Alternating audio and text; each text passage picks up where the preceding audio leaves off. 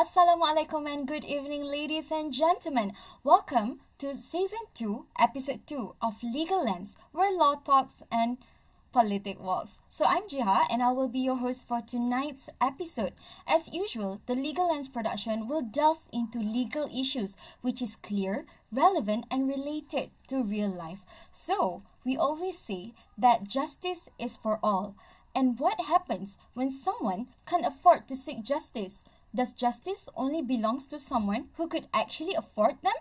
So tonight, we will dive into legal aid, which is access to legal aid, and what it is, how it works, especially for those in need. So to delve into this topic and to guide us through this, we are here joining by our guest who wears many hats. He is a lawyer. He is a senior partner at 𝗪𝗵𝗻𝒻𝒃. He is the president of Selangor Youth Council and a firm believer in empowering towards the people through knowledge. So with us today, please welcome Dato' Imran bin Tamrin with us today. So Dato', thank you so much for having us here.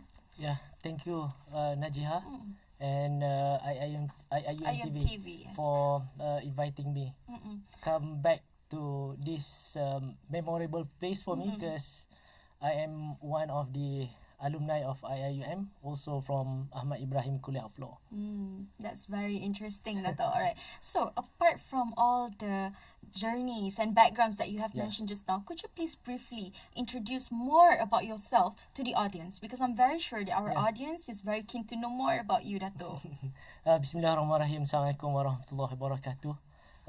My name is Muhammad Imran bin Tamrin. You can call me Imran. I'm from Sungai Besar, Selangor, specifically in Sungai Nibong. I first studied in Sekolah Agama Menengah Pekan Pasir Panjang in my secondary school. Then I first go to IIUM through, last time it called Matriculation Center. But nowadays it is known as Center for Foundation Study.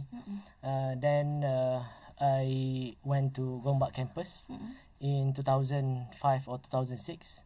I graduated in 2009 and my convocation was in 2010. So after I completed my first degree, Bachelor of Law, in IIUM, then I first practice. Before practice, of course, I went for chambering. Then I first practiced in as a legal practitioner, as a lawyer in Messrs Manjit Singh Sandai for 𝗪𝗵𝗲𝒻 and Partners. Mostly I do the banking litigation last time. Then after about 1 year of practice, I joined Petronas, Petroleum Nasional Berhad, as in-house counsel. My first posting was in Education Division, then transferred to HRM Division, Human Resource Management Divisions. After Petronas, I'm going to full-time politicians. But as a politician, I also come back to private practice as a lawyer in Tuan Zabir Imran and Partners. Then we merge and make some arrangement of the firm. Then starting from October 2024, it is known as Hafiz Imran and Co. Mostly I do litigation, criminal and civil litigations, and other area of law that we are focusing on is contracts and also employment, together with administrative law, because of my backgrounds as also as a politician and also as a community leader and youth leader as president of Selangor Youth Council. So I think that's about my background, especially in legal career. So that's very interesting. That's a very interesting journey, Dato'. Serious. If I would definitely ensure you that the audience here will be so inspired by your journey. Alright, so Dato', what was the turning point and what inspiration that has led you to choose law as your career path? Why not education? Why not medicine or engineering or some other things? Yeah. As all of you know, in Malaysia, after you finish your SPM, the only way for you to enter into tertiary education, especially to do your first degree, is through UPU. Because of my SPM last time, based on my result. The best program that I can choose in the UPU was law. So that's why I choose law as my first choice. Then luckily, alhamdulillah, I admitted to IIUM Matriculation Center, and here I am now. Because last time my ambition, I never think of being a lawyer. Because during my school time and also during my childhood, I always foresee myself to be askar, police, or enforcement officer. But after the SPM, I admitted to IIUM doing law. As a boy coming from a rural area, law is very much far from the people understanding and also expectation of the people about lawyer. Then when I joined or I learned study law, that give me different spectrum that I need to share, and I need to educate people, especially in Malaysia, and also especially in the rural part of the nations, about law and lawyers.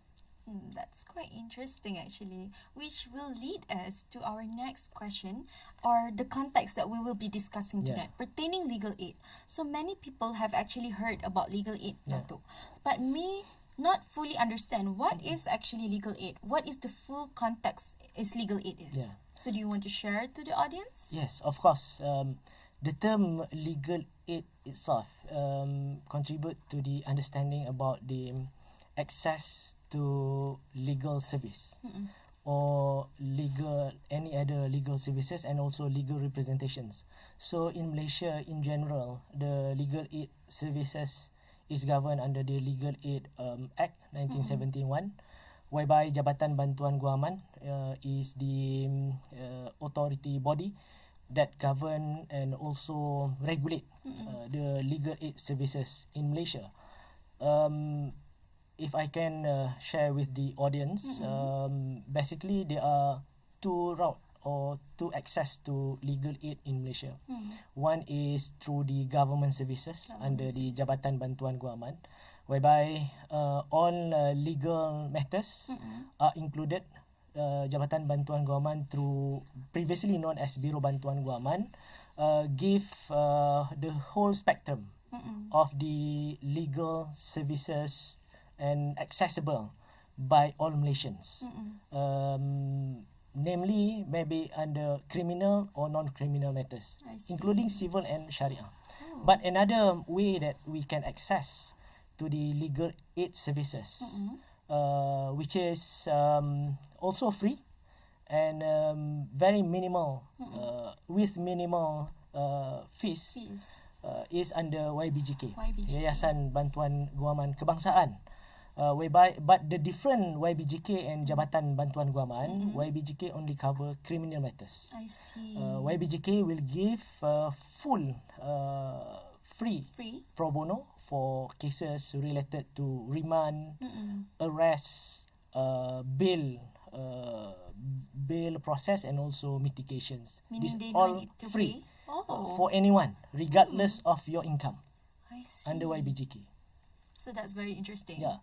Legal aid, guys, it's very interesting. You guys should look up for it if you have some sort of legal issues. But it's not just because you can't afford it, but just like what Dato said, it's open to everyone.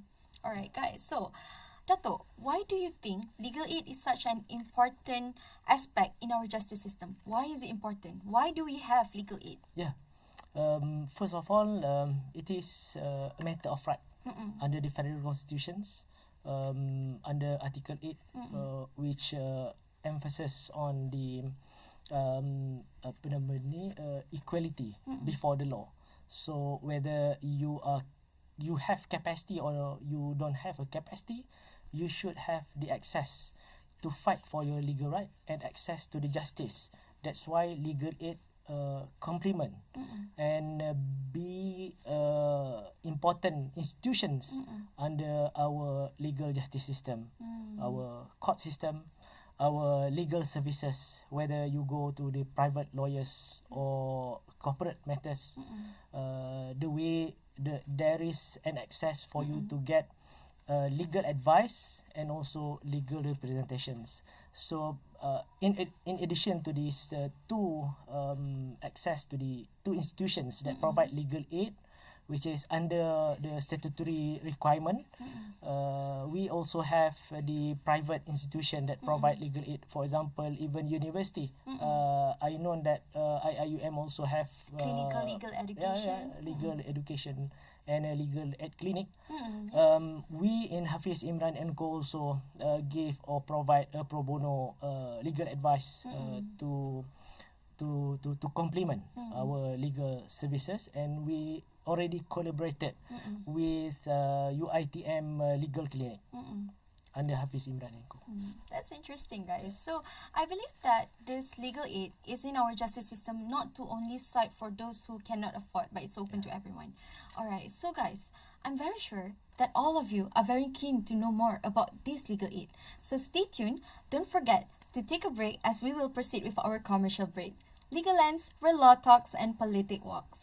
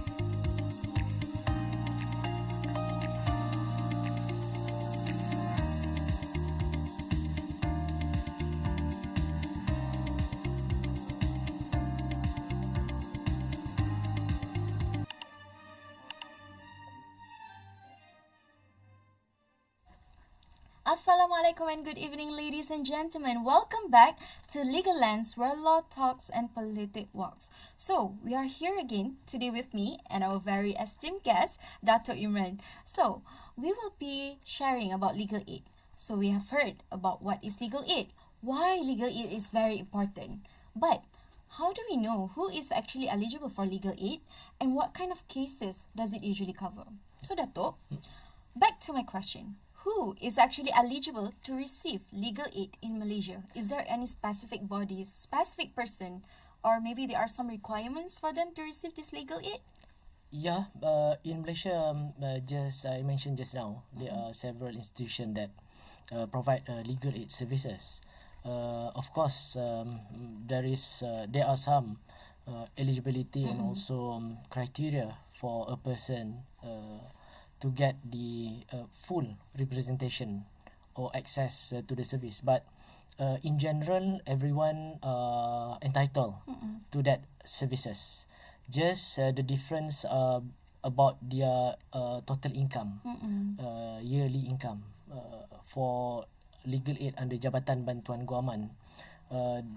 After you register yourself to get, for example, legal advice, we charge 10 ringgit. I see. 10 ringgit, but it is accessible to everyone. Not only Malaysian.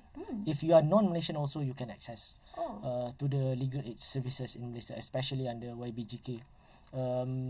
If the case require legal representations, you need to pay certain fee or contributions.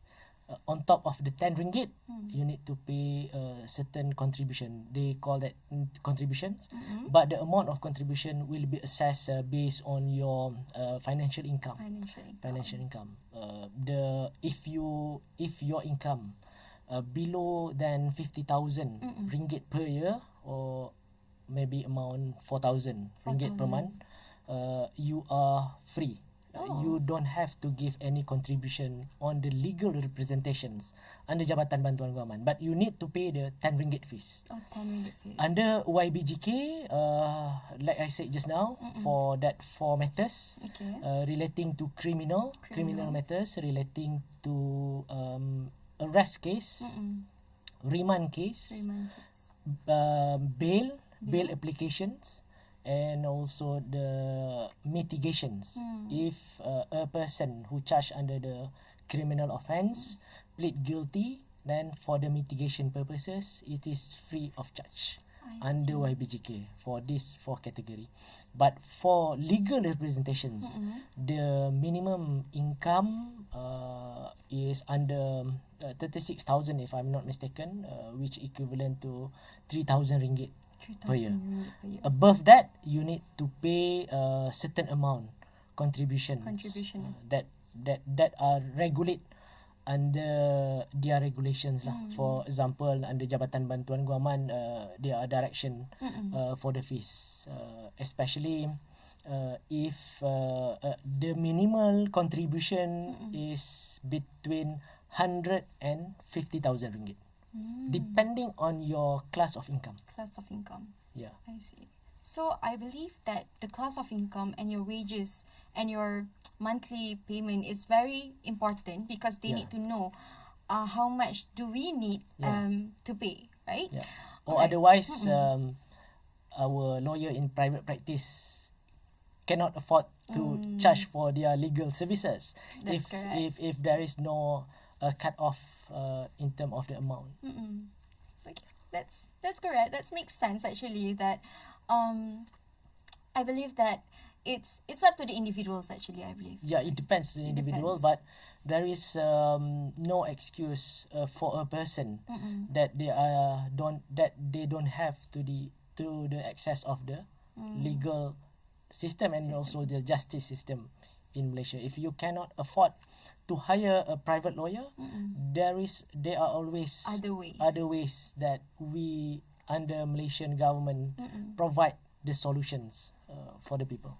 Alright, so listen guys, don't forget that we have other ways if you do not want some private lawyers, right? Yeah. Or maybe some high-end lawyers, like we couldn't afford it. Okay, so how does actually one apply to be or we want to apply for this legal aid? Is it like we need to make some application, we need to fill in some forms, or there were some verifications needed? Yeah, Like for Jabatan Bantuan Guaman, you can go to any of the Jabatan Bantuan Guaman branches. It is accessible in all the states, and also through the Majlis Peguam Malaysia and also Majlis Peguam Negeri-Negeri. It also similar to Yayasan Bantuan Guaman. It is accessible, and most of their agent or their representative normally present at the court. So in case you are not able to appoint any lawyers, they are available.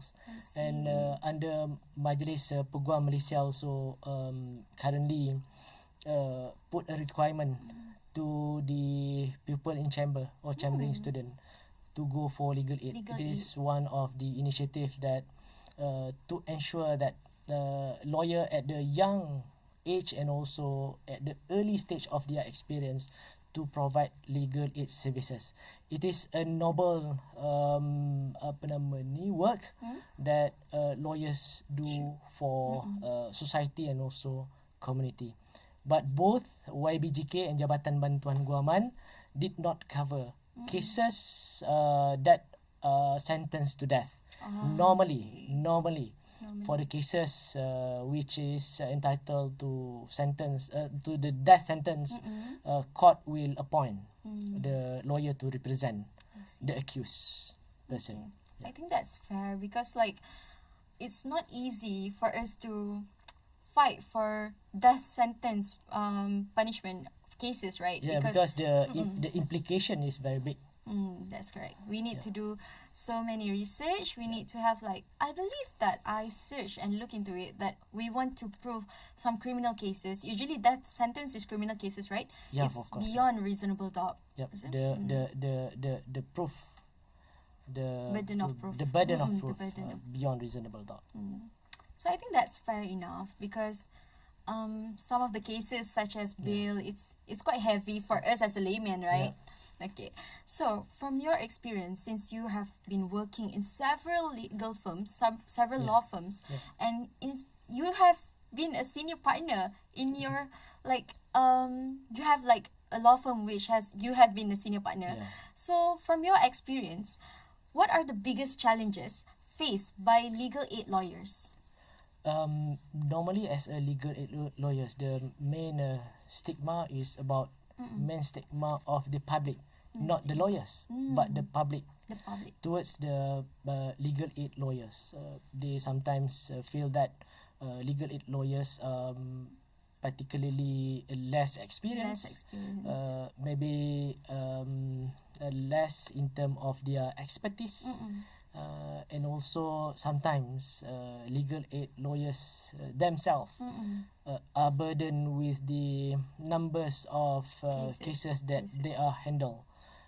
So this is actually not true because many qualified and experienced lawyers are doing the legal aid services, especially the most senior lawyer always involved and take the cases for legal aid services. And many law firms and many legal firms are providing legal advice for free. It is a part of their CSR. For the legal services. I see. So just now, Dato' had mentioned pertaining the challenges, right? Like the misconception that people had for these legal aid lawyers. Then how about the misconception that some people actually think, oh, legal aid lawyers, they just because they were not paid for it, so they're not going to put that much effort on this case. So how do you think? What do you think of that? So basically, it is wrong for legal representations provided by the legal aid, either in Jabatan Bantuan Guaman or Yayasan Bantuan Guaman. The lawyers representing the clients are paid by the Jabatan Bantuan Guaman and also by the 𝑦𝒑𝒍𝒐𝒓𝒆. They are paid, but the scale fees are regulated under the law. It depends, just like I said just now, about the contribution by the client, depending on their class of income. So the contribution mostly go to the lawyer that representing the client through legal aid services. I see. So that's it is not free, basically. The lawyer representing the client are paid. Yeah. So just because they were not paid by the clients. Not paid by the client. It's paid by the institution. It's paid by the institution. Yeah. Alright, guys. So we have heard about what is legal aid. We have heard about how do we want to go for legal aid. We have heard about like the monthly income which actually qualify us to get the legal aid. And the cases that actually can legal aid cover, right, Dato'? So, what are the next segment that we will be doing? So stay tuned as we will proceed with our commercial break. And don't go anywhere as this next segment is very interesting for you to look up to. So, Legal Lens, where law talks and politic walks.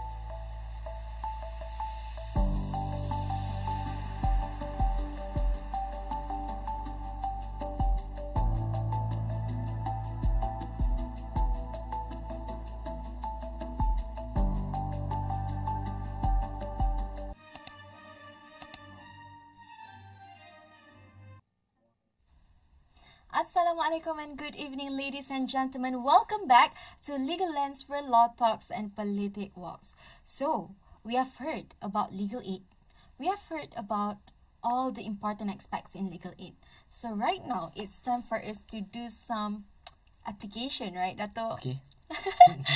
Dato' seems nervous. Are you okay? Alright. Okay. Okay, so we will be having a scenario role play. Okay. Where I'll be acting as the client and you will be acting as the legal aid lawyers. Okay. Okay, so Dato', are you ready? Yeah. Okay, let's switch the roles, I guess. Okay, so Assalamualaikum, Dato'. Waalaikumsalam warahmatullahi. I am Maria. So I'm currently in my 3rd month of internship in this Okay. one law firm. However, a colleague last month, I believe that it's past 3 weeks ago, had spread rumors about me, Dato', Okay. saying that I was fired in my previous job for stealing some office money. So, as a result, my supervisor had heard it and began treating me differently. So, what do you think, Dato', of that? Because I'm very, right now, I don't feel confidence to go out. I don't feel really good when doing my work at the office. Okay. In that case, in your office, may I know, is there someone that you already tell about this story? No, because you are the first person that I believe can help me. So, and I don't trust anyone at the office. Okay, since you are internship students, did you ever engage to your supervisor about this matter? I believe that I don't really have the time yet to engage with my supervisor because they have been treating me differently without asking me what's really going on. Okay. So how is your supervisor treat you? They have been very distant, first. Okay. Second, they have been very rude to me. And Your supervisor or your friend? my supervisor. Your supervisor. And some of my friends as well. Oh, see? And then third, my supervisor and my friends have been posting some double meaning stories, some double meaning status pertaining of what I have done from their side, which I didn't do at all. Okay. Do you know specifically the person that spread rumors about you? Yes, indeed, Dato', because my friend, I believe one of my colleagues, had showed me the screenshot. So when we had looked through the screenshot, we can see who actually sent the statement, right? The specific person. Yes. Is there any other person involved? After the specific person had actually posted about this, some other person tend to add ons, add on something that is not true. Oh, I see. Did you answer to any of the allegations? No, I don't have time to answer because I've been doing my own thing since I'm just alone. I'm just playing with my phone, doing my jobs. Okay. Did you lost any of your opportunity in that particular office? Or maybe some opportunity to work with some of the partners in the firm because they tend to treat me differently and became very distant. Hence, they just give me some simple jobs which they think you cannot do some big jobs because of the private and confidential matters. Okay, thank you, Maria, for the facts that you already told me. So basically, there are 2 situations in terms of your rights. First is your local standi or your status. Your status as an internship student, not yet as employee to the firm or employee to the business. So what you can do is first you should record whatever scenario or whatever allegation that you heard, whether it is you should document it, whether it is based on a person or even WhatsApp groups or WhatsApp chit chat. So you need to record it. Then first you can lodge a complaint to your supervisor first, to my supervisor, or to the managing partner of the firm, so that the particular person can be held liable under the internal regulations or internal work of ethic of the specific firm, which is governed under the Employment Act for that particular persons. But for your side, you have right to even lodge a police report. Oh, really? Because on the recent amendment, harassments, isolations, or ill treatment by a co-workers or a colleague in employment environment can tantamount to the criminal inactions. So recent amendment to the penal code. Yeah, it is including the cyberbully, office politics and ill treatment also can underscore that under the penal code. And secondly, you can go for civil actions to the specific person because you already identified that particular person that spread rumors. But for the civil action, of course, it will take time, and it will involve tedious process because you need to prove whatever allegations was not factual, and definitely the allegation was wrong. So this is the options or the on how you want to defend yourself. Since you just an intern student, it's better for you to avoid the toxic environment, and if possible, you may resign and complete your internship somewhere else. Like your firm? Of course, we are welcome internship students, but the case will be quite different if you are employed by that firm. I see. Whether you as a lawyer or even as a legal executive, because as employee you are subject to Employment Act, and cases like this, if the managing partner or the supervisor or the superior did not cater wisely, it may tantamount to constructive dismissals. And constructive dismissal, you can fight for damages in industrial court. What kind of damages, Dato'? The maximum damages that you can get under constructive dismissal is 24 months of your monthly salary. Wow. It's somehow tempting, but it's somehow scary for us to go beyond that. Yeah, because industrial court can award up to 24 months of salary in lieu of the constructive dismissal. I see. Okay. So just now you did mention there are some proof that me as an intern need to prove. So Dato', what kind of proof or witnesses do I need? Like the specific proof. Okay. First, like I said, the specific WhatsApp communications, or even something that you can document, or even if the person, if you lucky enough to get some maybe voice notes, maybe a video shots, and in terms of witnesses, of course, you must provide a very credible witness, not a hostile witness, because sometimes maybe your friend with you, she or he will not be with you. Yeah. And sometimes when it go for hearing or even internal investigation, they might change their facts or change their statements. So choose your witness wisely. I see. So since we still have a little bit of time, so how do we actually want to choose our witness wisely? How do we determine that? How do we know? Okay, in term based on your situation, of course. Firstly, is a matter of trust. How you trust that particular your friends, and in term of their credibility, and how close you with your witness. I see. If your witness have something against you, you better find another witness.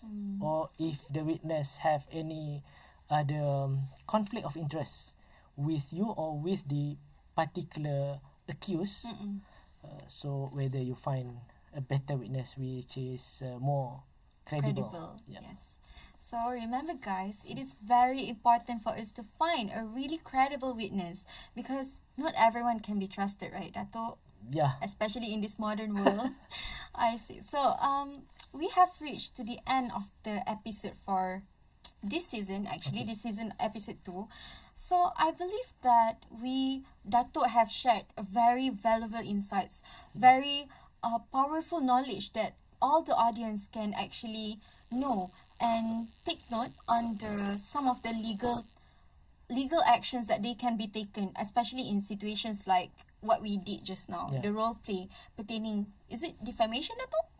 What is it called? It might go for defamation and civil suit, but it may amount to the criminal intimidations under the penal code. Yeah. I see.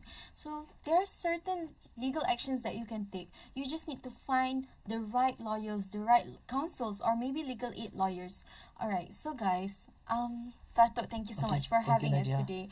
And I guess that's it. But if you guys need some more knowledge pertaining legal issues, so don't forget to follow our social media on Instagram, LinkedIn, Facebook, TikTok, and we also have our platforms on YouTube and also Twitter. So stay tuned guys. Legal Lens, where law talks and politic walks.